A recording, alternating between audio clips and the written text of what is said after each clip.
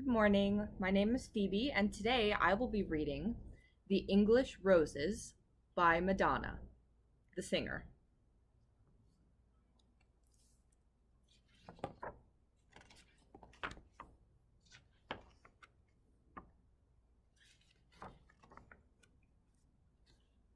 Have you ever heard of the English roses? Here is what they are not: a box of chocolates, a football team, flowers growing in the garden. What they are is this: four little girls named Nicole, Amy, Charlotte, and Grace. Here is Nicole, Amy, Charlotte, and Grace.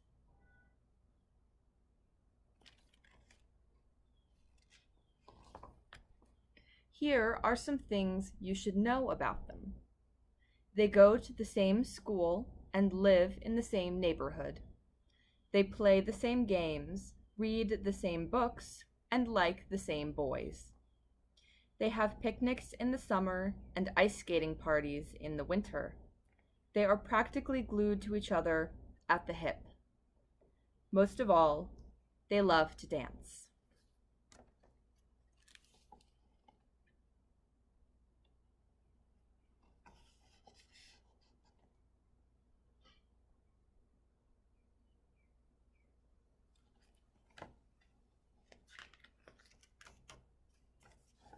These are all of the different dances they know: the foxtrot, the tickety-boo, the tango, the monkey, hip-hop,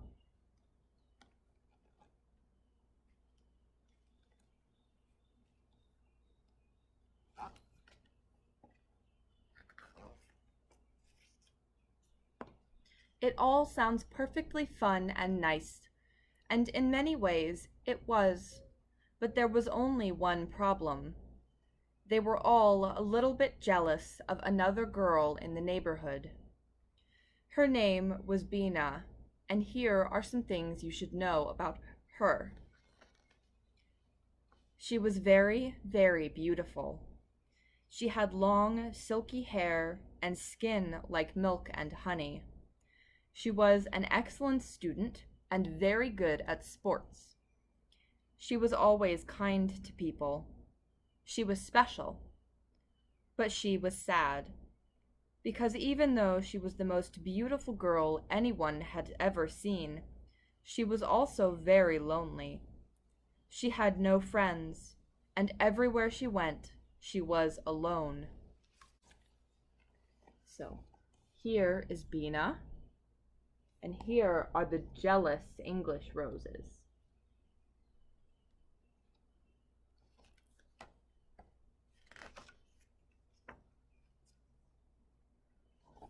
The roses are green with envy.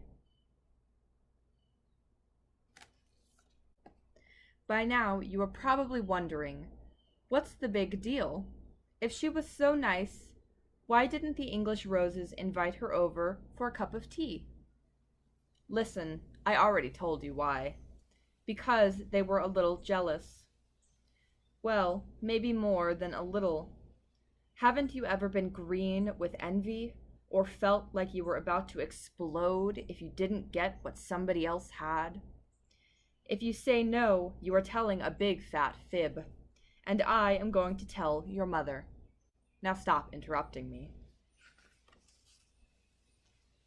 You see, the English roses wanted to be friendly, and they knew that Bina was lonely, but they could not bring themselves to be nice to her, because everywhere they went, this is what they heard: "What a beauty she is!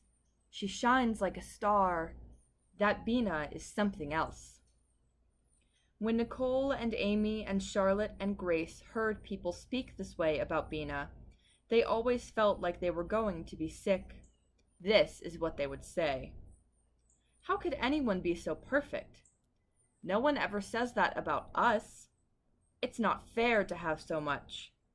Let's pretend we don't see her when she walks by. Let's push her into the lake." And that is what they did. No, silly, not the lake part. the pretending not to see her part. And so time went on, and the English roses continued to have fun with each other, while Bina remained alone. Here are all of the English roses ignoring her.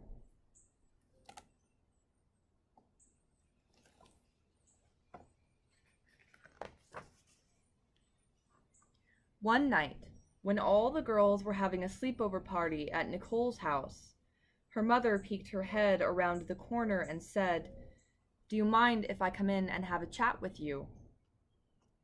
"Don't worry, Mum, we're going to bed soon," said Nicole. "Just let us finish our pillow fight."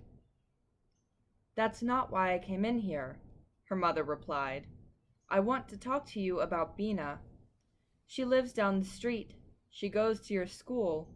She likes to do all the same things you like to do, and yet you never invite her over or make any effort to be friendly with her." There was a very long pause.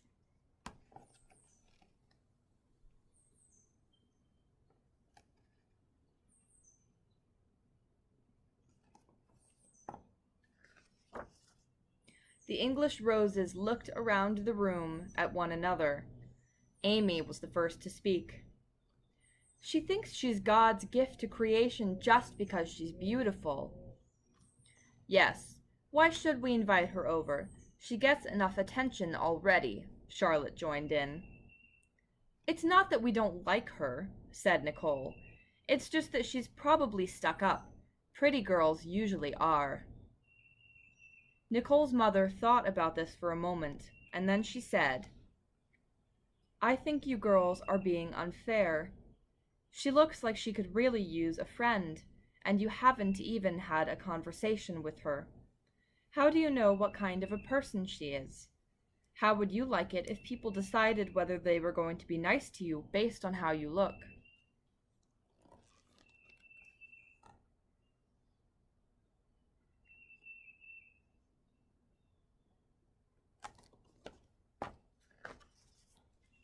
The girls knew she had a point, but they didn't want to say it. Suddenly, they didn't feel like having a pillow fight. "Please think about what I've said," said Nicole's mother, and she stood up and kissed them all good night. When her mother was gone, Nicole turned out the light, and the girls lay awake in the dark for quite a while, thinking about what Nicole's mother had said. No one said a word, and eventually they all fell fast asleep. And while they were sleeping, they each had the same dream.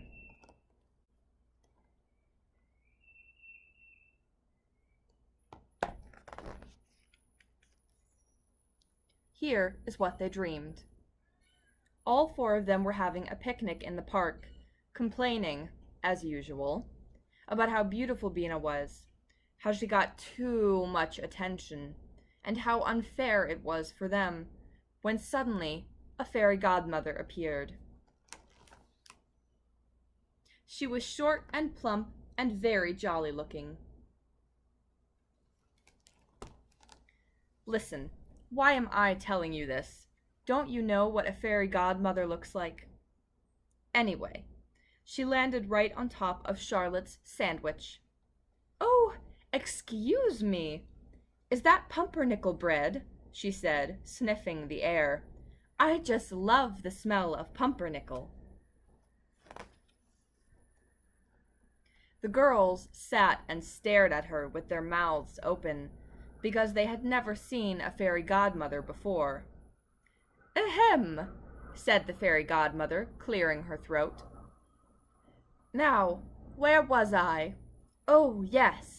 I couldn't help but overhear your conversation, and it sounds like you are all quite dissatisfied with who you are, which makes me very unhappy, and I would like to offer you the opportunity to be someone else." "What do you mean?" asked Charlotte, pulling her sandwich from underneath the fairy godmother's bottom. "What I mean," replied the fairy, "and please do not interrupt me, is that if you are so jealous of Bina, then by all means you should be someone else. In fact, Perhaps one of you would even like to trade places with Bina." "Oh, that's silly. How could we possibly be someone else?" interrupted Grace. "Well, if you would just let me finish," harumphed the fairy. "When I sprinkle my magic dust over you, you can be whoever you'd like. But first, you might want to fly over to Bina's house with me and spend some time with her, just to make sure that her life is to your liking, or anyone else's for that matter." The girls all gulped and nodded, and finally Nicole said, But, she'll see us looking through the window, and she'll think we're burglars or something." "Yes, she might call the police," said Amy. "Oh, nonsense," scoffed the fairy, nibbling on Charlotte's chocolate chip cookie. "When I sprinkle you with magic fairy dust, you will be invisible, and you can go wherever you want to go, and no one will ever see you." The girls just sat there speechless, which didn't happen very often, I can assure you. "Well, don't just sit there stuffing your faces," tutted the fairy, stuffing her face. "My time is very valuable." The girls leaned forward and whispered quietly for a moment. They decided that even though the fairy took their cookies without asking, she seemed rather harmless, and anyway, they couldn't turn down the chance to spy on Bina without her knowing they were there. So they asked to be sprinkled with fairy dust, and off they flew to Bina's house.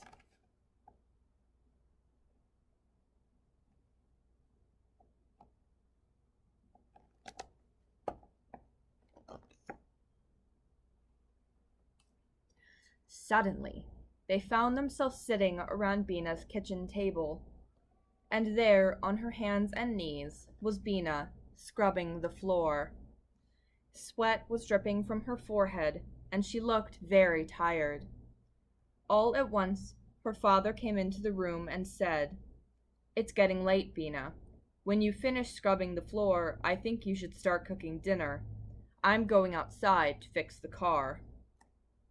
Bina smiled and said, "Okay, Papa." Then he was gone.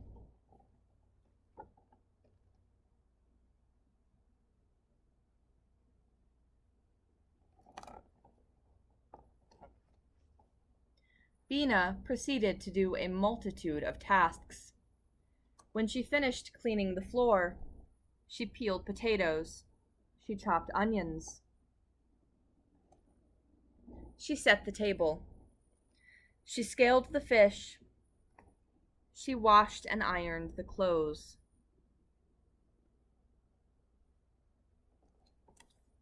And finally, she emptied the trash. The English roses could not believe their eyes. They had never seen a girl work so hard in their lives. "She reminds me of Cinderella," said Amy. "She looks like she hasn't combed her hair in a week," remarked Charlotte.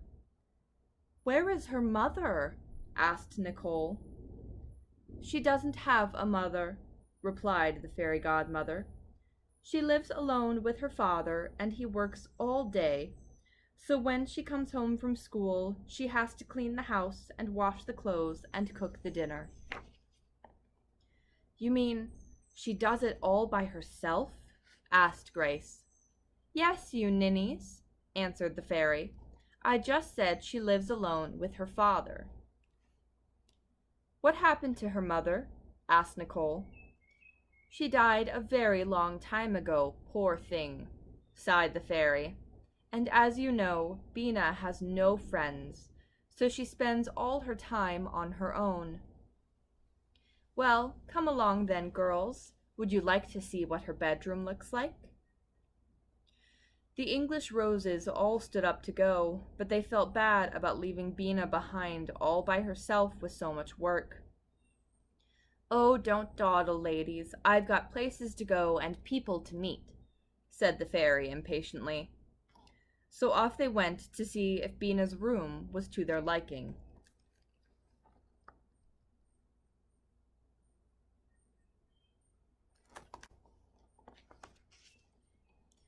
They were not prepared for what they saw. A simple room with a single bed, a chest of drawers, a shelf full of books. There was, of course, one doll, but only one. Can you believe it? Well, you'd better, because I'm telling you. There was one picture in a frame on the bedside table, and all the girls gathered around to see who was in the picture. It was a beautiful photograph of Bina's mother. Nicole's eyes began to fill with tears. "I feel so bad," she said. "It must be awful not to have a mother. She must feel terribly lonely," said Charlotte, "and we haven't been very nice to her." "Well, what do you say?" interrupted the fairy godmother. "Anyone want to trade places?" There was a very long pause. Here is Bina's room, and her one doll, and her mother.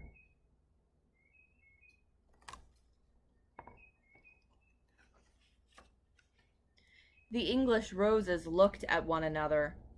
It was so quiet you could hear a pin drop. "I think we've made a terrible mistake," said Grace. "I can't imagine living without my mum." "I don't want to do so many chores," said Amy, "and I don't know the first thing about cooking." "Well, is there anyone else you'd like to be?" asked the fairy godmother. "Perhaps in another neighborhood, another city, or even another country?" Excuse me. "I'm sure I could arrange it for you."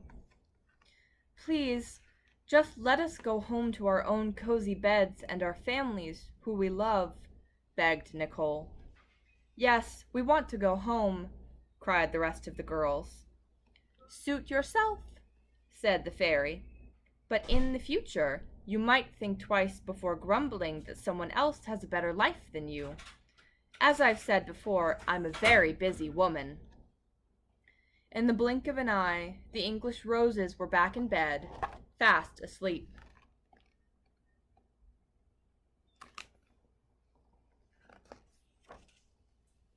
When morning came, the girls awoke, relieved to find they were still themselves. They told one another about their dream, and they promised each other that, from that day on, they would be kinder to Bina and stop complaining about their own lives.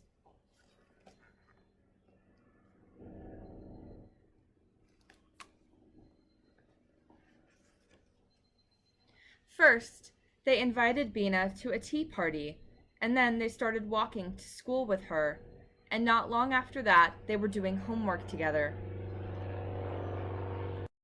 Bina even taught them how to bake an apple pie. They soon found out that she was very likable indeed. They grew to love her like a sister, and often went to her house to help her with chores.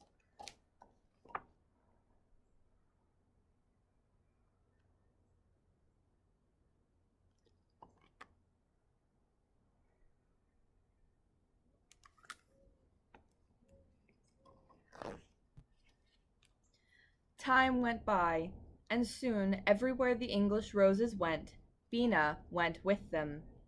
And you're not going to believe this, but people in the neighborhood started to talk about them. And this is what they said: "Those English roses are really special. What beautiful girls!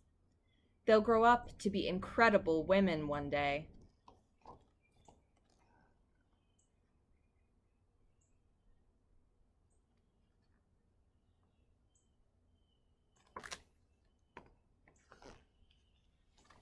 And you know what? They did.